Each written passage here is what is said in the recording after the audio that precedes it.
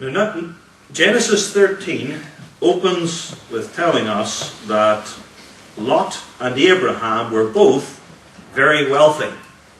And I want to say right at the start, you already know it, but it's worth reiterating, wealth in itself is not sinful. It's the love of money that's the root of all evil. It's very difficult for a rich man to enter the kingdom of heaven, but it's not impossible. To be wealthy is not wrong, but it's to covet it. The two often, but not always, go together. These two men, Lot and Abraham, very wealthy.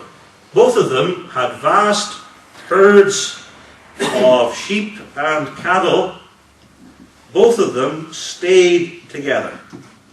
And this, given apparently that in the days of Genesis, the land of Canaan was not as fertile as it was later, and it was not flowing with milk and honey as it would later. This put enormous pressure upon the land so that it was unable to bear them.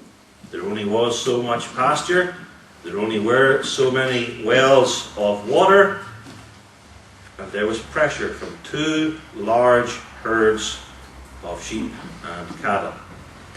Understandably, this produced tension. Abraham and Lot, for all Lot's weaknesses, Abraham and Lot were too mature spiritually, in this sense at least, to bicker. And they were one step removed from the pressure at the wells. But their herdsmen were not. Verse 7 says, there was a strife between the herdmen of Abram's cattle and the herdmen of Lot's cattle. And Abraham, as he's later called, or Abram as he is here, being the older and more godly man, seeks to rectify matters. He speaks to Lot, his nephew, in a conciliatory manner. Let there be no strife, I pray thee. We can't have rows between us. Instead, let us separate. You go your way, and I'll go mine. Abraham explains why there must not be strife between them. Verse 8 says literally, let there be no strife, I pray thee, between me and thee, and between my herdmen and thy herdmen, for we be men, brethren. We're men and not animals. And so we're not going to fight like beasts, are we? And then the other word, the dominant one, we're brethren. We are related physically. Lot, you are the son of my brother Haran. You are my nephew. We're not going to fight together, are we? And more importantly, despite Lot's weakness with regard to the 10th commandment, they were spiritual brethren. They were. Abraham is the classic exemplar of justification by faith. Abraham believed in the Lord, and it was counted unto him for righteousness. And Abraham is the father of us all.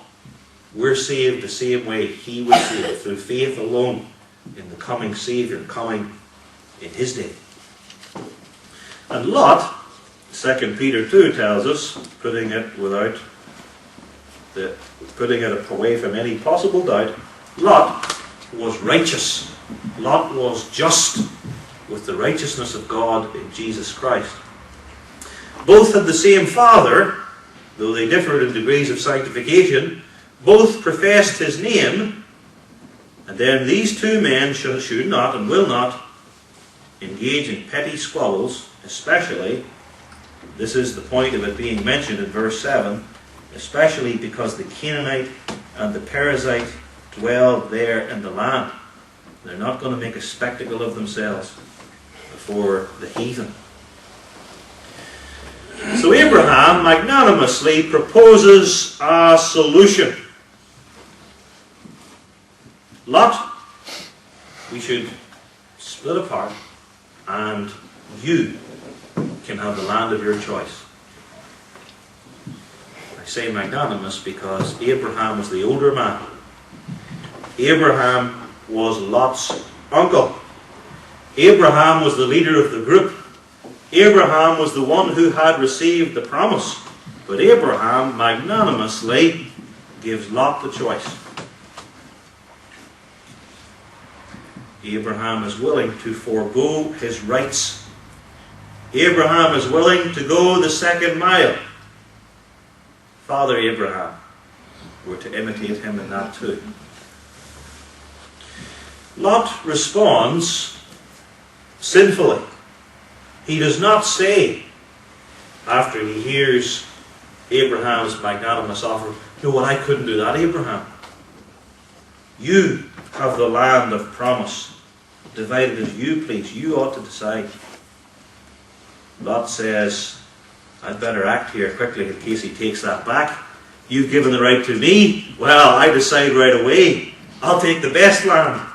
And he journeyed east to the plain of Jordan, and, as our authorized version has it so attractively, verse 12, he pitched his tent toward Sodom.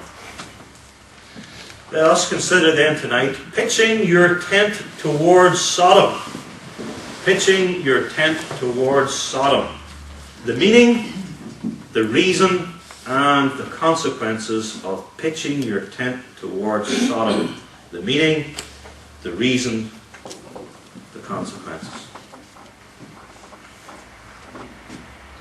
And what is Sodom? I know you all know, but I'm going to draw it out to make it clearer and sharper for you. Sodom is, to begin at the beginning, and we'll build, Sodom is a wicked city. The men of Sodom, it says in Genesis 13, verse 13, were wicked and sinners before the Lord exceedingly. Now you know that all unregenerate men are totally depraved. There is none that doeth good, no, not one. They are all together become unprofitable. They are all out of the way. The poison of asps is under their lips. Every imagination and thought of the heart is only evil continually. That's taken for granted. But it says here that these men were wicked and sinners before the Lord exceedingly. This includes, amongst other things, the fact that they were brazen in it. Openly, defiantly sinning before the Lord, which gave rise to the word of Isaiah, chapter 3. They declare their sin as Sodom, they hide it not. That's a characteristic of homosexuality once it is in any shape tolerated. Because that's the special sin that's in mind here. Homosexuality. And Genesis 19 tells us that it was widely practiced right throughout the city by old and young males. That same chapter tells us that they were so desperate and enslaved to their lusts that they sought to rape two whom they took to be men who visited the city. And then you remember, earlier in our series on Judges 19 through 21, that the outrage of Gibeah, the gang rape, of Judges 19 is strikingly similar to the account of the attempted gang rape of the two angels in Genesis 19. Judges 19 and Genesis 19.